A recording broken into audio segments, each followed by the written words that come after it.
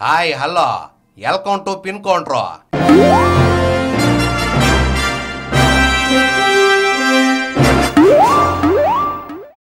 ఇప్పుడు over action చేసే వాళ్ళని మీరు చాలా మందిని చూసుంటారు. ఇక యాక్టర్ల గురించి అయితే అసలు చెప్పనక్కర్లే. ఇందులో బ్రహ్మానందం గురించి అయితే ఓ పావు కిలో ఎక్కువే చెప్పుకోవాలి.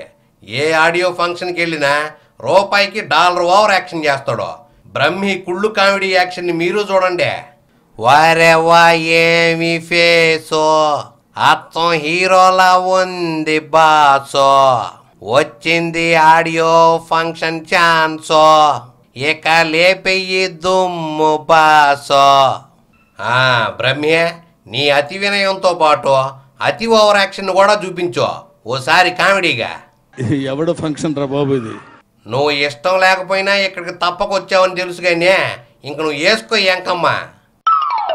మామూలు ఫంక్షన్ కాదు, ఎదురుగా ఎవరున్నారు తెలుసా? నీకు పూనకం మొదలైందని నాకు కూడా ఎలిగింది కానీ ఇంక నీ ఓవర్ యాక్షన్ మొదలెట్టు. My boss megastar. చూసావా నీ పుంపుహార యాక్షన్కే పాపం చిరు కూడా సిగ్గుతో చచ్చిపోతున్నాడు. చిరంజీవి ఆయన పేరు నీకంటే ముందు ఆడియన్స్కి కూడా తెలుసు కానీ పచ్చి పులుసు లెవెల్కి హలీం యాక్షన్ చేయమాకో. ఆ మాట అంటేనే ఏదో పూనకం వచ్చినట్టు అయిపోద్ది, ఏంటో తెలియదు. వయసు పెరుగుతుందిగా, లోపల పార్ట్స్ పాడవుతున్నట్టున్నాయేమో. అసలే నీకు ఇదో పిచ్చ.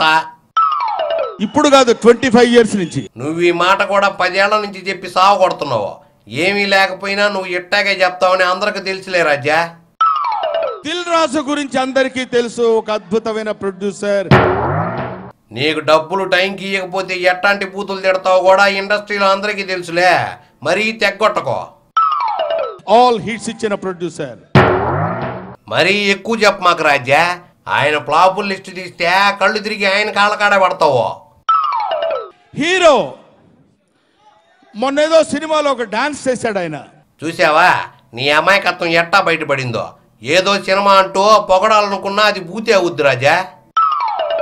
నాయక్ సినిమాలో పేరు ఇప్పుడు గుర్తొచ్చిందన్నమాట. కింద పడిపోతాడేమో నాకు టెన్షన్ పడింది. టెన్షన్ పడిందా? పక్కనే కూర్చొని పట్టుకోకపోయావా? ఆ కాళ్ళమే అదేంటో తెలియదు. అదో కప్లింగ్ డాన్స్లే, ఆయనకి వచ్చింది చూపిస్తున్నాడు. బాసే అద్భుతమైన డాన్సర్ అంటే అనిపించింది.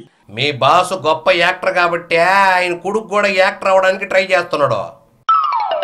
ఈ సినిమా ఎలా ఉంటుందో, ఎట్టా ఉంటుందో యాక్ట్ చేసి నీకు కూడా తెలీదా ఏంది అని ఎవడనగలడండి?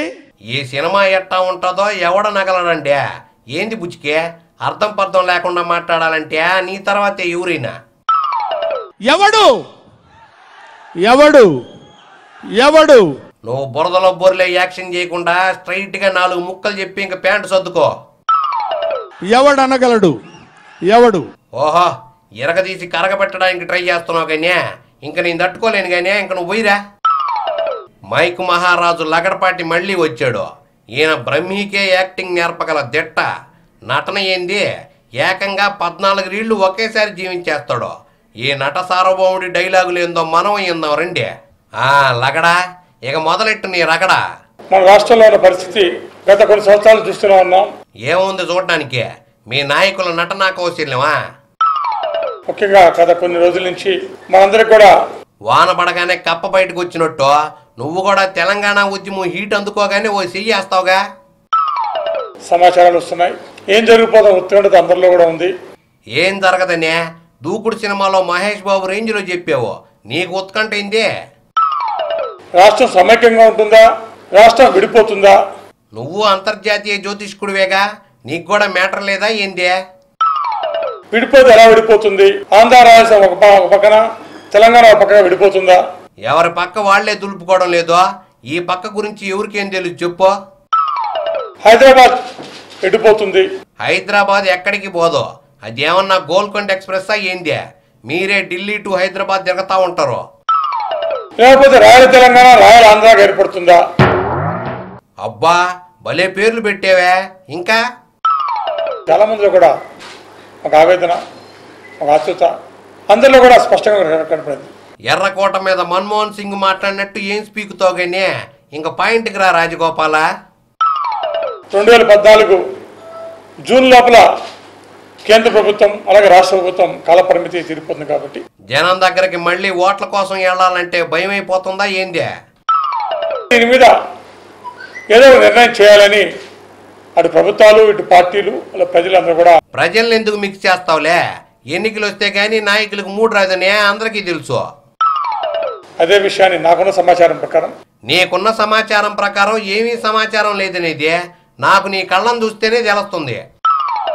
ఇప్పుడు తేడా ఏంటంటే ఆ రోజు ఉద్యమానికి ముందు వానలు లేవు, ఇప్పుడు లేవా? ఎప్పుడైతే రాష్ట్ర విభజన జరగబోతుందని సంకేతాలు వచ్చాయో కొత్త ఐఫోన్ ఒకటి కొనుక్కొని జేబులో పెట్టుకున్నావా? అప్పటి నుంచి ఇప్పటికి సుమారుగా 3 ఏళ్ళు దాటిపోయింది. ఇంకో ఏడాది అయితే మీ పదవి కూడా ఉత్తరాఖండ్ వరదల్లో కొట్టుకుపోద్దిలే. ఈ మధ్య అనేక పరిణామాలు చోటు చేసుకున్నాయి. అవును, ఈ మధ్య నువ్వు కాస్త బొద్దుగా స్మార్ట్గా తయారయ్యావు.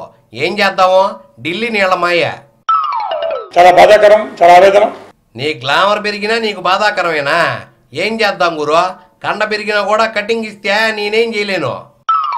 మనమే కత్తందిచ్చాం కేంద్ర ప్రభుత్వానికి. వాళ్ళు తలుచుకుంటే ఎట్లాంటి కత్తైనా కొనుక్కోగలరులే. మరి సినిమా డైలాగులు కొట్టమాక రాజా. నేను గత 6 నెలలు చెప్తూనే వచ్చాను. ఏమని? ఏమీ తేలదనే? తీరా ఈ మ్యాటర్ తెంచే టైంకే నీ వర్షన్ మార్చి కొడుతున్నావా గురు? ఎప్పుడైతే టీడీపీ కేంద్ర ప్రభుత్వం ఉత్తరం ఇచ్చిందో ఆ రోజు చెప్పాను. ఏం జరిగినా ఈ పాపం బాబుదేననే. మీ కాంగ్రెస్ టార్గెట్టే చంద్రబాబు కదా. విభజనకు అనుకూలంగా మళ్ళీ ఒకసారి లెటర్ ఇవ్వడం వల్ల కేంద్రం మెజారిటీ పక్క వెళ్ళింది అని భావించే అవకాశం ఉంది. ఎందుకంటే ఆయన అంతకు ముందు లెటర్ ఇచ్చాక కూడా మాట మార్చాడు. నువ్వు ఆయన ఎందుకు అంటావు చెప్పు? ఆయన ఏం చేసినా మాట మీద నిలబడలేడులే. వాళ్ళు విభజనకు అనుకూలంగా వ్యతిరేకం కాకుండా కేంద్రానికి వదిలేశారు. ఎటు పక్క అయితే అటు పక్క ఓట్లు దంచుకోవచ్చు అనేది జగన్ కాన్సెప్ట్. మీకే తెలివిందా ఏందే? ఆ కత్తి దిగే లోపల మేల్కొనాలి. మత్తు మందిచ్చి దించితే ఏం చేస్తావు రాజా? మీ హైకమాండ్ మీకు మంత్రం ఎట్ట ఇయ్యాలో బాగా తెలుసులే. సరైన రీతిలో అడుగులు వేయాలి. బాటా చెప్పులు కొనుక్కో, బాగా వస్తాయంట. తెలుగుదేశం మేల్కోవాలి, కనువిప్పు కలగాలి.